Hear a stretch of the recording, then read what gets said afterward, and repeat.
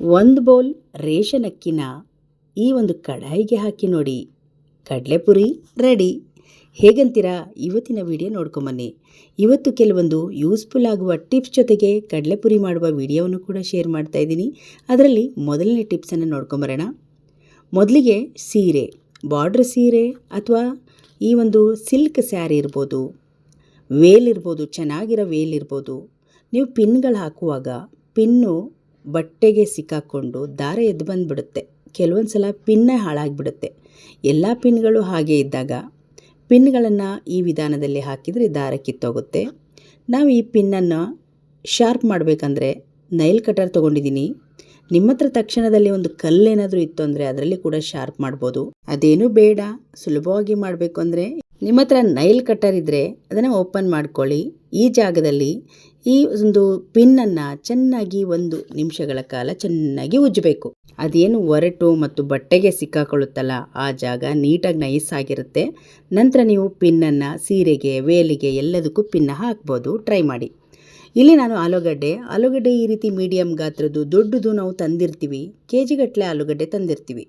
ಏನಾಗುತ್ತೆ, ಸ್ವಲ್ಪ ದಿನ ಬಿಟ್ಟರೆ ಅಂದರೆ 1 ವಾರದ ಒಳಗೇ ಕೆಲವೊಂದು ಮೊಳಕೆ ಬಂದುಬಿಡುತ್ತೆ. ಮೊಳಕೆ ಬಂದಮೇಲೆ ಅದು ಟೇಸ್ಟಾಗಿರುತ್ತಲ್ಲ.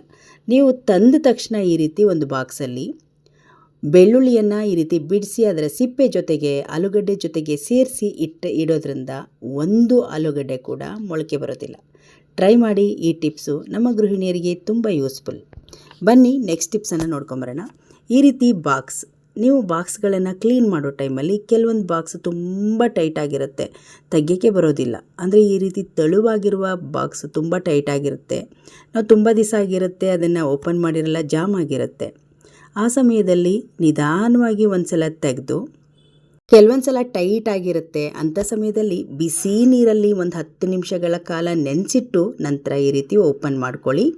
ಓಪನ್ ಮಾಡಿದ ತಕ್ಷಣವೇ ವ್ಯಾಸಲೀನನ್ನು ಸ್ವಲ್ಪ ಕೈಗೆ ಸವರ್ಕೊಂಡು ಬೆಳ್ಳಿಗೆ ಈ ಒಂದು ಸೈಡು ನೀವು ವ್ಯಾಸಲೀನನ್ನು ಹಚ್ಕೊಳ್ಳಿ. ಈ ರೀತಿ ಹಚ್ಚಿ ನೀವು ಬಾಕ್ಸನ್ನು ಮುಚ್ಚಿ ಇಡೋದ್ರಿಂದ ಸ್ವಲ್ಪ ಕೂಡ ಜಾಮ್ ಆಗೋದಿಲ್ಲ. ಜಾಸ್ತಿ ದಿನಗಳ ಕಾಲ ಬಿಟ್ಟರೂ ಕೂಡ ಅದೇನು ಜಾಮ್ ಆಗದಿರ ನೀಟಾಗಿ ತೆಗಿಯೋಕ್ಕೆ ಬರುತ್ತೆ. ಟ್ರೈ ಮಾಡಿ ನೋಡಿ. ಈ ಟಿಪ್ಸ್ ತುಂಬ ಯೂಸ್ಫುಲ್. ಬನ್ನಿ ಮೂರನೇ ಟಿಪ್ಸ್ ಆಗಿ ಕಡಲೆಪುರಿಯನ್ನು ಮಾಡ್ಕೊಂಬರೋಣ. ಕೆಲವೊಂದು ಸಲ ಕಡಲೆಪುರಿಗಳನ್ನು ನಾವು ತಂದಿರ್ತೀವಿ, ಒಂದೊಂದು ಸಲ ಒಂಚೂರು ಕೂಡ ಕಡಲೆಪುರಿ ಇರೋದಿಲ್ಲ. ಏನಾದರೂ ಸ್ನ್ಯಾಕ್ಸ್ ಮಾಡಬೇಕಂದಾಗ ಈ ವಿಧಾನದಲ್ಲಿ ಮಾಡ್ಬೋದು.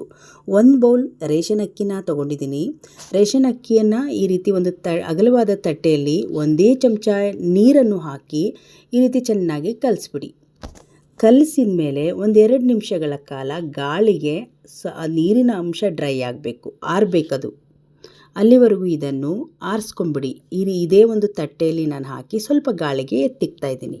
ನೀರಿನಂಶ ಡ್ರೈ ಆದರೆ ಸಾಕಾಗುತ್ತೆ. ಈಗ ನೋಡಿ, ನೀರಿನಂಶ ಎಲ್ಲ ಸ್ವಲ್ಪ ಡ್ರೈ ಆಗಿದೆ.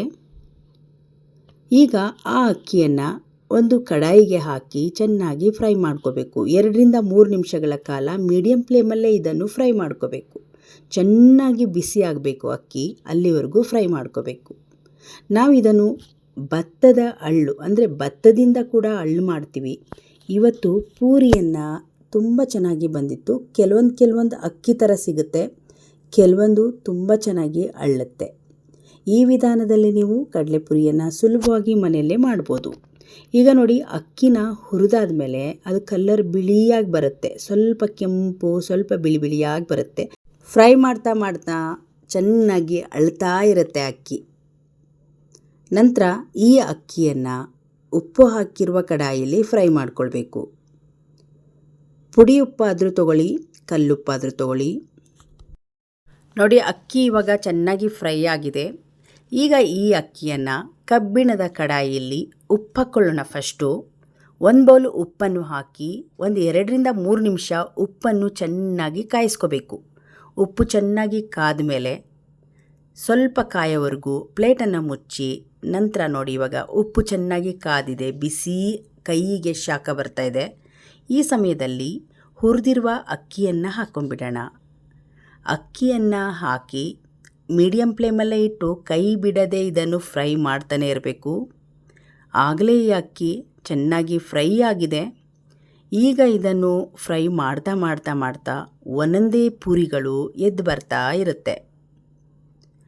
ಭತ್ತದಲ್ಲಿ ಮಾಡೋ ಅಳ್ಳು ಕೂಡ ಇದೇ ವಿಧಾನದಲ್ಲಿ ನಾವು ಮಾಡ್ತೀವಿ. ಭತ್ತ ಹಾಕಿ ಉಪ್ಪಲ್ಲಿ ಹುರಿದಾಗ ಚೆನ್ನಾಗಿ ಅಳ್ಳು ರೆಡಿಯಾಗಿ ಬರುತ್ತೆ. ಈಗ ನೋಡಿ, ಮಾಡ್ತಾನೆ ಗೊತ್ತಾಗ್ಬೋದು ನಿಮಗೆ, ಒಂದೊಂದೇ ಪೂರಿಗಳು ಎದ್ದು ಬರ್ತವೆ. ಈ ರೀತಿ ಮಾಡೋದ್ರಿಂದ ಪೂರ್ತಿ ಆಗೋದಿಲ್ಲ. ಹಾಗಾಗಿ ಒಂದು ಪ್ಲೇಟನ್ನು ಮುಚ್ಚಿಬಿಡಿ. 1 ನಿಮಿಷಗಳ ಕಾಲ ಮುಚ್ಚಿ ಆದಮೇಲೆ ಓಪನ್ ಮಾಡಿಕೊಂಡ್ರೆ ಈ ರೀತಿ ಅಕ್ಕಿ ಎಲ್ಲ ಮಂಡಕ್ಕಿ ಆಗಿರುತ್ತೆ. ಕೆಳಗಡೆ ತಳದಲ್ಲಿ ಸ್ವಲ್ಪ ಒಂದೊಂದೇ ಆಗಿರೋದಿಲ್ಲ. ಸ್ಟವ್ ಉರಿಯನ್ನು ಮೀಡಿಯಮ್ ಫ್ಲೇಮಲ್ಲೇ ಇಟ್ಟು ಈ ರೀತಿ ಫ್ರೈ ಮಾಡ್ತಾನೆ ಎಲ್ಲ ಪುರಿಗಳು ಆಗಿರುತ್ತೆ. ಕೆಲವೊಂದು ಅಕ್ಕಿ ಇರುತ್ತೆ, ಆ ಅಕ್ಕಿಯನ್ನು ಈ ರೀತಿ ಇದರಲ್ಲಿ ಕ್ಲೀನ್ ಮಾಡ್ಕೊಂಡ್ಬಿಟ್ರೆ ಇದರಲ್ಲಿರುವ ಉಪ್ಪು ಮತ್ತು ಧೂಳೆಲ್ಲ ಹೋಗುತ್ತೆ. ಇದೇ ರೀತಿ ಎಲ್ಲ ಪುರಿಯನ್ನು ತೆಗೆದು ನಾನು ಚೆನ್ನಾಗಿ ಜರಡಿ ಮಾಡ್ಕೊಳ್ತಾ ಇದ್ದೀನಿ. ಎಷ್ಟು ಸುಲಭವಾಗಿ ಪುರಿ ಆಯಿತು ನೋಡಿ. ನಾನಿಲ್ಲಿ ಒಂದು ಸಣ್ಣ ಬೌಲಲ್ಲಿ ಅಕ್ಕಿನ ತೊಗೊಂಡಿರೋದ್ರಿಂದ ಸ್ವಲ್ಪ ಪುರಿನೇ ಆಗಿತ್ತು. ನಾನು ಮಾಡೋ ಸ್ನ್ಯಾಕ್ಸಿಗೆ ಈ ಪುರಿ ಸಾಕಾಗುತ್ತೆ ಅಂತ ಸ್ವಲ್ಪ ಅಕ್ಕಿಯನ್ನು ತೊಗೊಂಡಿದ್ದೆ. ನೀವು ಬೇಕಿದ್ರೆ ಜಾಸ್ತಿ ಕೂಡ ತೊಗೊಳ್ಬೋದು. ನೋಡಿ, ಇವಾಗ ಸ್ವಲ್ಪ ಲಾಸ್ಟಿನಲ್ಲಿ ನಾವು ತೆಗೆದಿದ್ದು ಸ್ವಲ್ಪ ಕಲರ್ ಕೆಂಪಗೆ ಬರುತ್ತೆ, ಜಾಸ್ತಿ ಬಿಸಿ ಆದಂಗೆ ನೋಡ್ತಾ ಇರ್ಬೋದು ನೀವು. ಅಕ್ಕಿ ಸಮೇತವಾಗಿದೆ, ಎಲ್ಲ ಅಕ್ಕಿನೂ ಆಗಿಲ್ಲ. ಕೊನೆಯ ಅಕ್ಕಿ ಸ್ವಲ್ಪ ಒಂದೊಂದು ಆಗುತ್ತೆ, ಒಂದೊಂದು ಆಗೋದಿಲ್ಲ. ಈ ರೀತಿಯಾಗಿ ಸುಲಭವಾಗಿ ಮನೆಯಲ್ಲೇ ಕಡಲೆಪುರಿಯನ್ನು ಮಾಡ್ಕೋಬೋದು. ತುಂಬ ರುಚಿಯಾಗಿರುತ್ತೆ, ತುಂಬ ಆರೋಗ್ಯಕರವಾಗಿರುತ್ತೆ. ಇವತ್ತಿನ ಎಲ್ಲ ಟಿಪ್ಸ್ಗಳು ನಿಮಗೆ ಇಷ್ಟ ಆಯಿತು ಅಂದ್ಕೊಂಡಿದ್ದೀನಿ. ಇಷ್ಟ ಆದರೆ ಒಂದು ಲೈಕ್ ಮಾಡಿ. ಮತ್ತು ಅದೇ ದಿವಸ ನಾನು ಅದೇ ಒಂದು ಪೂರಿಯನ್ನು ಬಳಸಿ ಒಂದು ಸ್ನ್ಯಾಕ್ಸ್ ರೆಸಿಪಿ ಮಾಡಿದ್ದೆ. ಅದನ್ನು ನೆಕ್ಸ್ಟ್ ವಿಡಿಯೋದಲ್ಲಿ ನಾನು ಶೇರ್ ಮಾಡ್ತೀನಿ. ಇವತ್ತಿನ ವಿಡಿಯೋ ಇದಾಗಿತ್ತು. ಮತ್ತೆ ನಾಳೆಯ ವಿಡಿಯೋದಲ್ಲಿ ಸಿಗೋಣ. ಅಲ್ಲಿಯವರೆಗೂ ಧನ್ಯವಾದಗಳು.